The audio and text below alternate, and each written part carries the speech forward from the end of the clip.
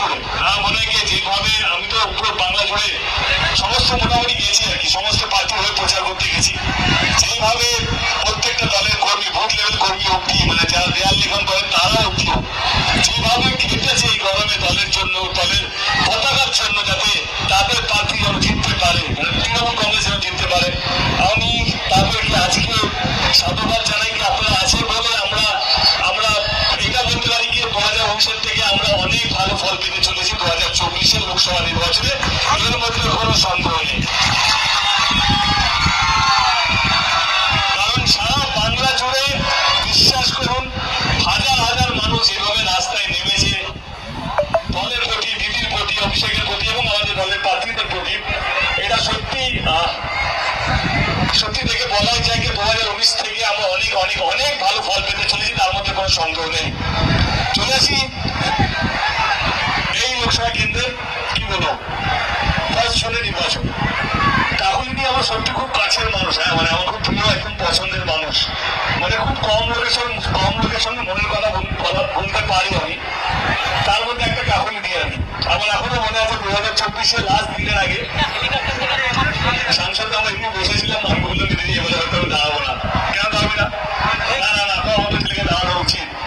মোটামুটি আমার দিদির মতো, কিছুটা ভালো কিছুটা খারাপ, কিছুটা বললো কিছুটা ভালোবাসলো, না তুমি যদি রাজনীতি ছেড়ে দাও তাহলে কি করে হবে, তোমার মতন ভালো ছেলেদের দরকার রাজনীতিতে। তো এটা হচ্ছে আমার কাকুদির সঙ্গে সম্পর্ক। তো ডেফিনেটলি আমি চাইবো তিনি যেন এর আগে যত মার্জিনে জিতেছেন তার থেকে যেন 1000 গুণ বেশি মার্জিনে, মানে আরো 10, 15, 20 হাজার বেশি মার্জিনে যেন জিতেন। এটা ছোট ভাই হিসেবে ডেফিনেটলি আমি আপনাদের কাছে এই আবেদনটা রাখবো। এবার চলে আসি ফার্স্ট নির্বাচন। নির্বাচন না মানে কি, মানেটা কি? নির্বাচন মানে আমার কাছে হচ্ছে বিশ্বাস। আপনারা কোন দলকে বেশি বিশ্বাস করবেন, কোন দলের প্রার্থীকে বেশি বিশ্বাস করবে, এটাই নির্বাচন। যারা কথা দিয়ে ভোট নেয় এবং তারপরে কথা রাখে তাকে বিশ্বাস করবেন, না যারা কথা দেয়, ভোট নেয় এবং পালিয়ে যায়, ভোটের 5 বছর পর দেখা যায় না, তাকে বিশ্বাস করবেন। এটাই হচ্ছে আসল নির্বাচনের কারণ। আমি আজ অব্দি কোনো দলকে ছোট করে নিজের দলকে বড় করিনি, আমি সেইটা পছন্দ করি না। যদি দল কাজ করে থাকে তাহলে কোনো দলকে ছোট করতে লাগে না।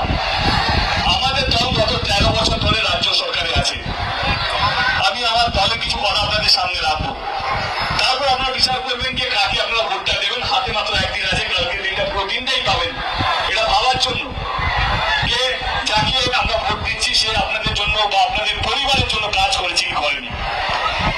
চলে আসি কোন দল বেশি কথা দিয়েছে, কোন দল বেশি কথা দেয়নি। আমি 2014 আগের কথা যদি ভাবি, কারণ 2014 থেকে আমিও রাজনীতিতে এসেছি দিদির হাত ধরে, মমতাদির হাত ধরে, আমার এখনো কিছু প্রতিশ্রুতি কেন্দ্র সরকারের মনে পড়ছে আর কি। তারা 2014 আগে বলেছিল যে 15 লক্ষ টাকা করে ব্যাংক অ্যাকাউন্টে আসবে, 10 বছর হয়ে গেল কারোর অ্যাকাউন্টে 15 লক্ষ টাকা আসেনি। তারা 2014 আগে কথা দিয়েছিল যে প্রত্যেক বছর 2 কোটির বেশি চাকরি দেবে।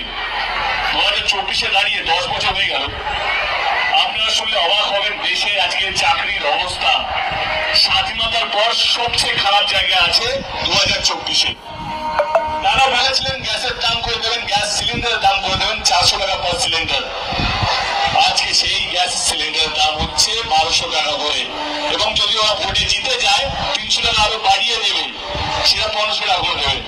তারা কথা দিয়েছিল কি ডিজেল এবং পেট্রোলের দাম 40 টাকা এবং 50 টাকা করে দেবে। আজকে সেই ডিজেল সেই পেট্রোলের দাম সেঞ্চুরি ছাড়িয়ে গেছে, মানে 100 এবং 110 টাকা হয়ে গেছে।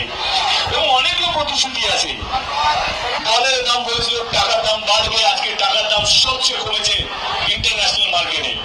এবং অনেকগুলো প্রতিশ্রুতি যদি বলতে যাই তাহলে আজকে অনেক বাকি যে স্বভাব আছে সেগুলো করা যাবে না। এবার আমি আমার দলের কথা বলি, যেটা একটু আমি বলছিলাম 13 বছর ধরে আমাদের দল রাজ্য সরকারে আছে। আমি 13 বছর কথা বলবো না, আমি 2021-এরই কথা বলি। আপনারা সবাই জানেন দলের হয়ে বিভিন্ন জায়গায় আমাকে প্রচার করতে যেতে হয়।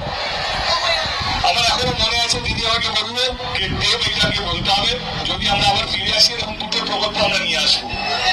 আমি দিদিকে বললাম এটা কি সম্ভব, এই 2টো প্রকল্প সত্যি সম্ভব? হ্যাঁ দেব আমরা করবো। আমরা গেলাম মাঠে মাঠে সব জায়গা, সমস্ত গ্রামে গেলাম, সমস্ত বিধানসভায় গেলাম, বললাম কি আপনারা যদি আমাদেরকে ভোট দেন 2021-এ তাহলে এই 2টো প্রকল্প আমরা নিয়ে আসবো। একটা প্রকল্পের নাম ছিল লক্ষ্মীর ভান্ডার,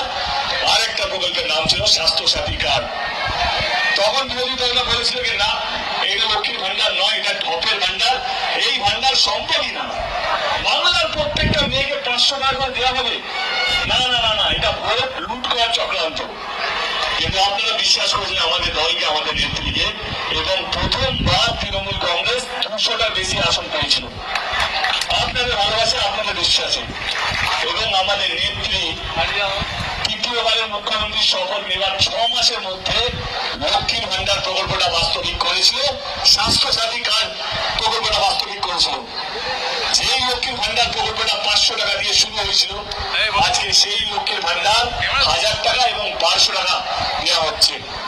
এবার আপনারা বলুন, কোন দলকে বেশি বিশ্বাস করবেন?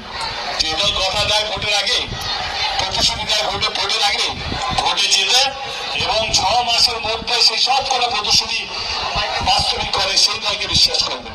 কিন্তু না, আজকে সমস্ত রাজনীতি হয়ে গেছে ধর্ম নিয়ে, কে হিন্দু, কে মুসলমান, কে কি, কে নিয়ে, এটা নিয়ে রাজনীতি হচ্ছে, মানুষকে নিয়ে কেউ ভাবছে না।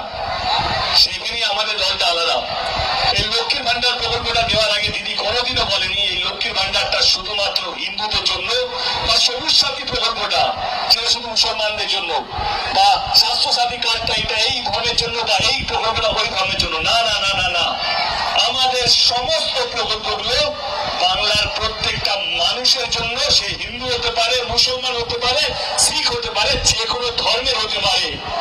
এইটা তো একটা দলের কাজ, সমস্ত দলকে আগলে রাখা, সমস্ত দলকে এক রাখা এবং ভালোবাসার মধ্যে বেঁধে রাখা।